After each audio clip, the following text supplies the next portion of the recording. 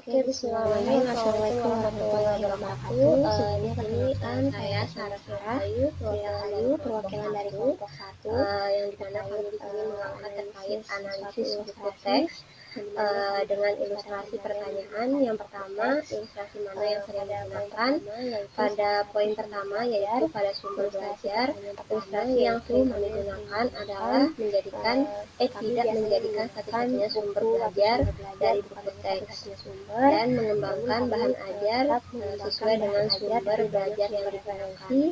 Lalu pertanyaan kedua, ilustrasi mana yang cocok digunakan pada masa kekinian, yaitu dengan mengaitkan tingkat pemahaman peserta didik serta minat dari peserta didik, maka sumber belajar ini digunakan yaitu penilaian. Lalu poin kedua yaitu penilaian, yang dimana penilaian ini dibagi atas kognitif, afektif, dan pertanyaan pertama. Pertanyaan pertama, ilustrasi mana yang sering digunakan? Ilustrasi yang sering digunakan yaitu buku teks yang ada beberapa yang juga buku teks yang tidak terpisah dengan namun ada juga yang telah dibantu dengan lembar menyesuaikan karakteristik peserta didik. Namun pada pertanyaan kedua, ilustrasi mana yang cocok sesuai dengan itu penilaian yang memang yaitu ilustrasi yang mampu menyesuaikan antara karakteristik peserta didik, lalu poin ketiga belajar dan tingkat kemampuan pertama yang mana yang biasa kali digunakan yaitu dengan penilaian sesuai dengan panduan. Lalu pada poin ketiga yaitu tugas hingga yang dimana ilustrasi mana yang sering digunakan dengan mengaitkan panduan, membaca, diskusi sehingga persiapan sampai berakhirnya kegiatan. Peserta didik mampu memahami apa yang terdapat di dalam buku sesuai dengan pertanyaan penting sesuai dengan tujuan dari pembelajaran. Lalu pertanyaan kedua, ilustrasi mana yang cocok sesuai dengan masa kini, yaitu dengan memberikan tugas sesuai dengan hal yang tereksplorasi saat ini atau menyoroti dengan fenomena saat ini.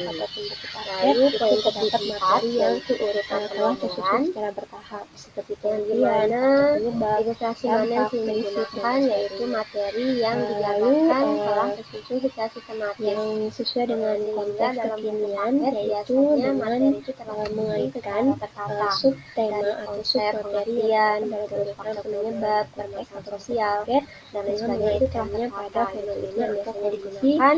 Lalu ilustrasi mana yang cocok digunakan pada acuan ini, yaitu dengan mengembangkan buku teks yang ada di buku paket. Lalu poin terakhir yaitu yang terjadi di masyarakat namun tidak terlepas dari buku teks yang ada di buku paket itu dengan menjadikan sumber belajar yang berstandar sesuai dengan. Lalu poin kelima, sumber belajar mana yang biasa kami gunakan, yaitu sumber belajar yang berstandar sesuai dengan fase peserta didik. Lalu yang baik berupa buku teks, buku paket yang dimana submaterinya telah jelas dan sesuai dengan standar kompetensi lulusan.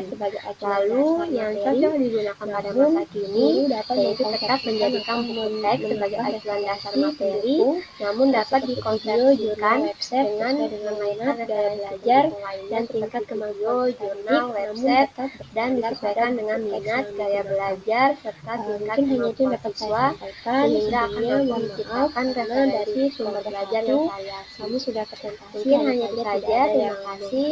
Sebelumnya mohon maaf karena saya tidak ada yang untuk video, jadi saya secara inisiatif sampaikan. Terima kasih. Wassalamualaikum warahmatullahi wabarakatuh. Oke, bismillahirrahmanirrahim.